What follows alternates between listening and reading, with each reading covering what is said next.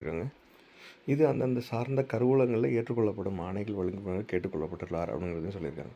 So மேலே படிக்கப்பட்ட 2025-25 கல்வியாண்டில் பார்த்தீங்கன்னா அரசு கலை மற்றும் அறிவியல் கல்லூரியில் 5699 தற்காலிக கௌரவர்களின் மாதாந்திர ஊதியமான ரூ. 25,000 என்ற அடிப்படை. அதன் மூலமாக செலவினங்களுக்கு மொத்தம் எவ்வளோங்கிறத கொடுத்துருக்காங்க. இதுக்கு வந்து மொத்தம் இதுக்கான ரூல்ஸ் அண்ட் ரெகுலேஷனையும் எனக்கு சொல்லியிருக்காங்க. ஸோ தற்காலிகமாக 5699 தற்காலிக கௌரவ விரிவுரையாளர்கள் பணியிடங்கள் பல்கலைக்கழக மானியக்குழு யூஜிசி நிர்ணயித்துள்ள கல்வி தகுதி மற்றும் பிற விதிகளின் அடிப்படையில் தொடரப்பட வேண்டும். யூஜிசி ரெகுலேஷனில் இருக்கிறவங்க மட்டும்தான் கல்வி தகுதின்னு பிற உரிய தகுதிகளின் அடிப்படையில் தான் அவங்க வந்து ஃபாலோ பண்ணணும். 5699 கௌரவ விரிவுரையாளர்களின் பணியிடங்கள்.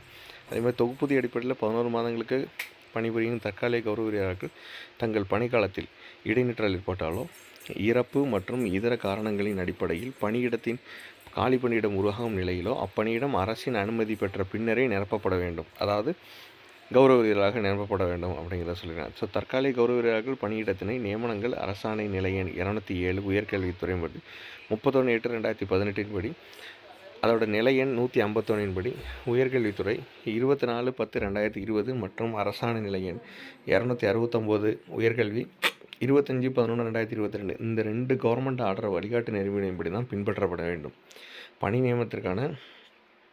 பணியிடத்திற்கான நியமனங்கள் அரசாணை எண்ணுன்னு சொல்லியிருக்காங்க. ஸோ தற்காலிக கௌரவ விரிவுரையாளர்கள் மார்ச் 2025க்கான தொகுப்பூதியம் 2025-24 நிதியாண்டில் அந்த வருஷத்துக்கான சம்பளம் அந்த மாதத்துக்கே அது இந்த மார்ச்சுக்கு உள்ளது மட்டும் அந்த மாதமே கொடுத்தோம். ஏன்னா வந்து அந்த மாதம் வந்து அந்த வருடத்திற்கான நிதியாண்டு ஒப்பளிப்பு செய்கிறதுனால அந்த நேரத்தில் பார்த்திங்கன்னா ஐடி ரிட்டர்ன் எல்லாம் இறுதி நாளில் பண்ணுறதுனால அந்த மார்ச் மாதத்துக்கு மட்டும் சீக்கிரமாக சேலரி ஒதுக்கீடு பண்ணணும் அப்படிங்கிறது அந்த மாதத்துக்கான பட்டியலில் அந்தந்த அனைத்து சம்பள கணக்கு கருவூலங்கள் சார்நிலை கருவூலங்களின் அம்மாத இறுதி நாளில் ஏற்றுக்கொள்ள அறிவுறுத்தப்படுகிறது அப்படிங்கிறத இதோட ஆட் பண்ணியிருக்காங்க.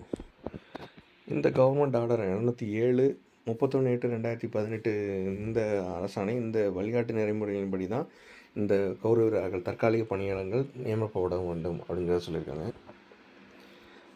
இந்த தற்காலிக பணியிடங்கள் அப்படின்னு பார்த்திங்கன்னா 207 அதுக்கப்புறம் பார்த்திங்கன்னா கீழே வந்து அரசாணை அது 207ங்கிறது 2018 சொன்னது, 2020 சொன்ன அரசாணை மற்றும் 269 இது 2022 25/11/2022 அந்த அரசாணையில் வெளியிடப்பட்டுள்ள வழிகாட்டு நெறிமுறைப்படி மேற்கொள்ளப்பட வேண்டும் அப்படிங்கிறத சொல்லியிருக்காங்க. மொத்தம் கௌரவ வீரர்களின் மொத்த எண்ணிக்கை எவ்வளவு, அவர்களுக்கான தொகுப்பூதிய நிதி ஒதுக்கீடு எவ்வளவு அப்படிங்கிறதையும் சொல்லியிருக்காங்க. மொத்தம் 5699 கௌரவ வீரர்களுக்கு மாத ஊதியம் ரூ. 25,000 வீதம் 11 மாதங்களுக்குங்கிறத இதில் பிரித்து சொல்லியிருக்காங்க.